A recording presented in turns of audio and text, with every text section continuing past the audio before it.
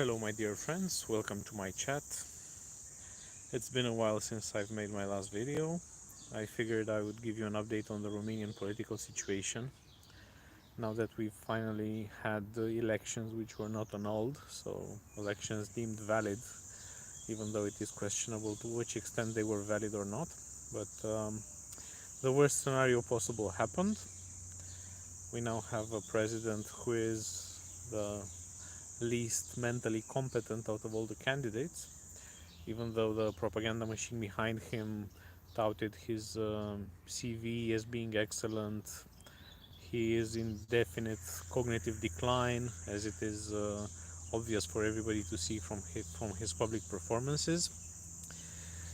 Um, you could say that Romania has a president akin to late stage Biden, even though Biden's decline was due to his age, whereas Nicu Șodan's decline, I have no idea what it can be based upon, but it is visible with the naked eye, so you don't really need to be a behavioral expert to notice that he's not there in his head most of the time. And unfortunately, what most Romanians are now coming to realize, I've known for quite some time because I've actually worked for him a few years ago, and yeah, I've had the chance to know him personally and to see that there's nothing behind the myth, in the sense that not only is he not mentally capable, but he's also not curious about the things that he allegedly wants to do. Back then it was about urban policy, now it is about national policy. I'm sure things have not improved, and his interest and his knowledge in state affairs is dismal. So this makes him the perfect puppet. For whom? Hard to say. But right now he's aligning himself with the globalist forces, of course, with Emmanuel Macron. He went to Odessa and he said that Romania will support Ukraine indefinitely, and also that the only language that Russia understands is the language of force. Therefore, it is presumable that Romania will continue its current direction of entering more and more into this proxy war against Russia.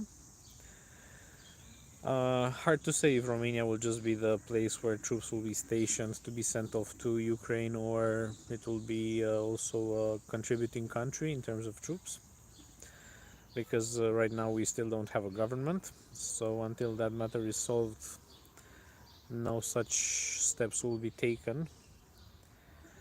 But yeah, things don't look very good.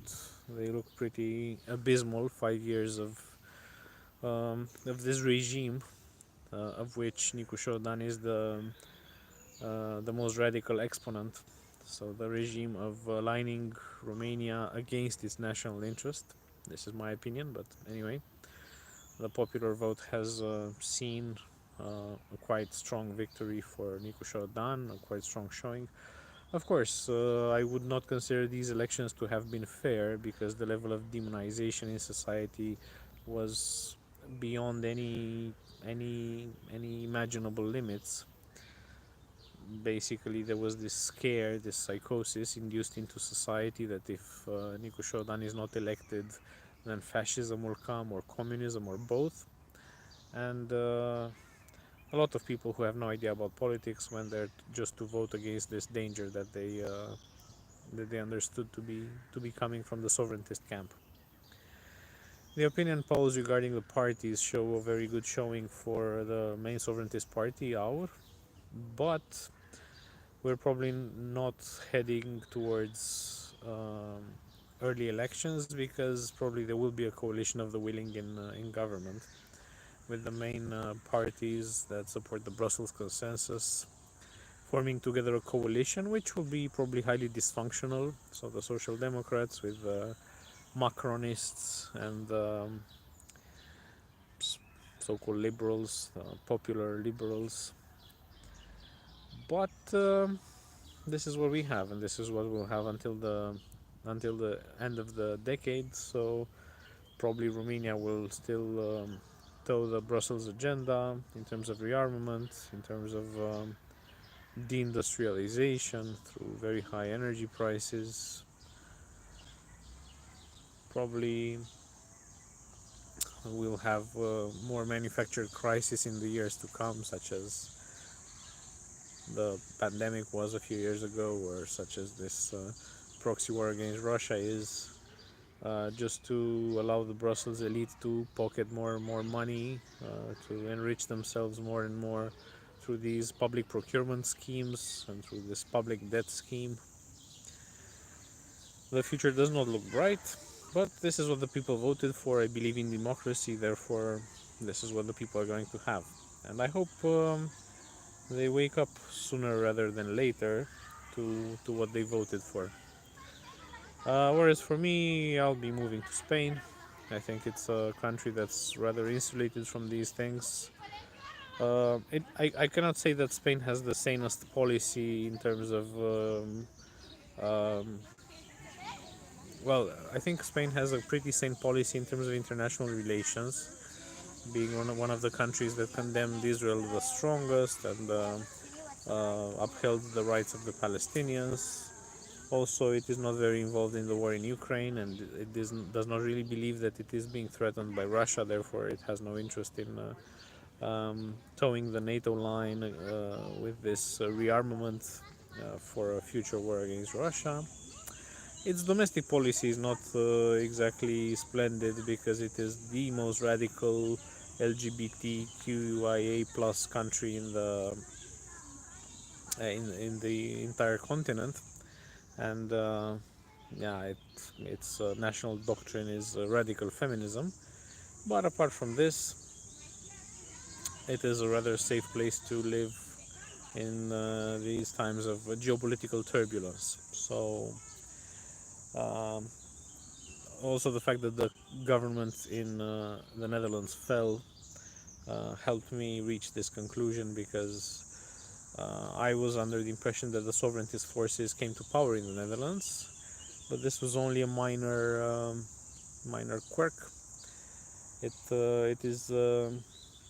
it is something that had to do with the pandemic response and the post-pandemic recoil of the people towards parties that had not been in power. But this recoil is apparently over, and the Dutch electorate is going for the mainstream parties again, and therefore I expect the same type of discourse that we have in Romania to be state policy in the Netherlands as well. The Netherlands has also decided to go for these rearmament laws and to prepare society for war. It is also passing these pieces of legislation to um, create a faster response to when the signal is given that we need to go to war.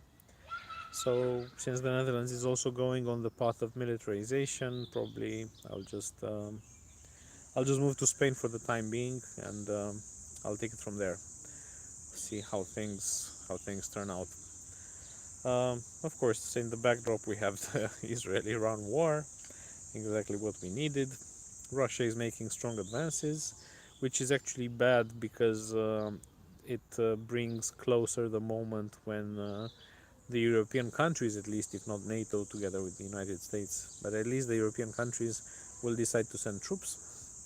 The faster the Russians advanced, the closer the moment when France and Brussels will say that they will send troops. With the with the Iran-Israel war, we have a good chance that the United States might get involved. So yeah, I don't know.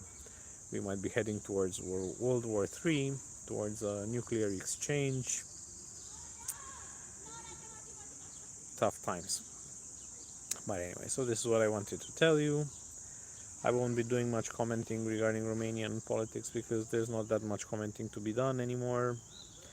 The people have spoken and they will live with their decision, and we keep on seeing Europe crumbling without much prospect for redress. So until next time, take care. Bye.